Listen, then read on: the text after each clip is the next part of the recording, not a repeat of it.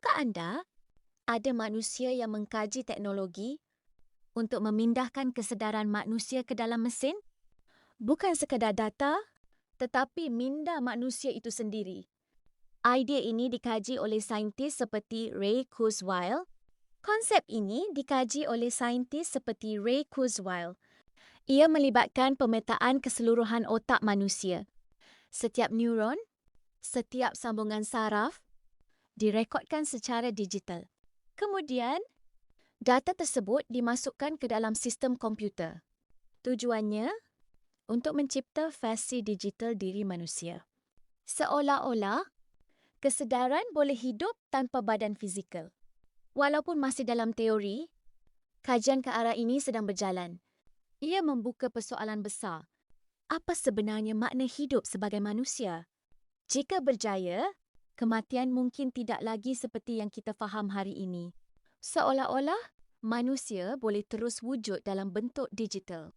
Tahukah anda, ada manusia yang mencipta teknologi yang boleh menghasilkan manusia tiruan yang hampir sama seperti manusia sebenar. Bukan sekadar robot biasa, tetapi dengan rupa dan reaksi seperti manusia. Antara yang terkenal ialah robot Sophia yang dibangunkan oleh Hanson Robotics. Robot ini boleh bercakap dan memberi respon secara spontan. Ia menggunakan kecerdasan buatan untuk memahami soalan manusia. Yang lebih mengejutkan, ia boleh menunjukkan ekspresi wajah seperti senyum atau berfikir. Kulitnya direka menyerupai manusia. Hampir sukar dibezakan dari jauh. Teknologi ini digunakan dalam pelbagai bidang seperti perkhidmatan pelanggan dan pendidikan. Dari mesin kaku kepada sesuatu yang kelihatan hidup.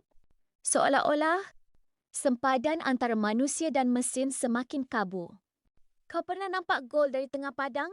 Yang ini, lebih jauh dari itu, seorang penjaga gol bernama Asmir Begovic. Sehingga 1 detik berlaku. Dia ambil bola, naik ke udara, penjaga gol lawan ke depan sedikit dan terus masuk ke dalam gol. Gol! Asmir Begovic menjaringkan gol dari jarak sekitar 91 meter. Jadi sekarang fikir, berapa banyak lagi momen gila yang kita belum lihat? Tahukah anda, ada manusia yang mencipta konsep di mana kita boleh hidup dalam dunia digital yang terasa nyata. Bukan sekadar game, tetapi satu dunia penuh dengan kehidupan sendiri.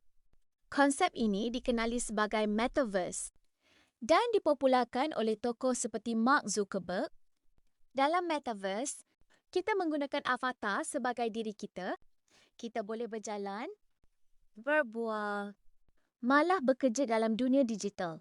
Dengan bantuan VR dan AR, pengalaman menjadi lebih realistik. Seolah-olah kita berada di tempat lain. Walaupun masih di dunia sebenar, konsert, mesyuarat, semua boleh berlaku dalam dunia maya ini. Ia menggabungkan teknologi internet, realiti maya dan interaksi sosial. Walaupun masih berkembang, Metaverse semakin mendapat perhatian dunia. Seolah-olah dunia kedua sedang dibina untuk manusia.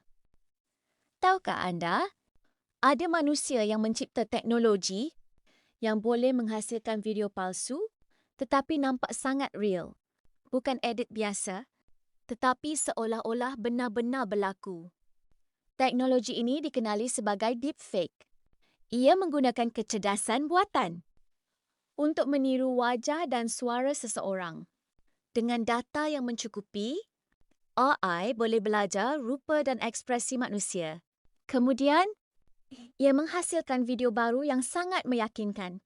Contohnya, seseorang boleh kelihatan bercakap walaupun dia tidak pernah mengatakannya. Ini menjadikan teknologi ini sangat kuat, tetapi juga berbahaya. Ia boleh digunakan untuk hiburan atau disalahgunakan untuk penipuan.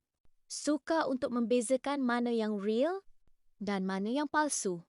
Seolah-olah realiti boleh dimanipulasi sepenuhnya.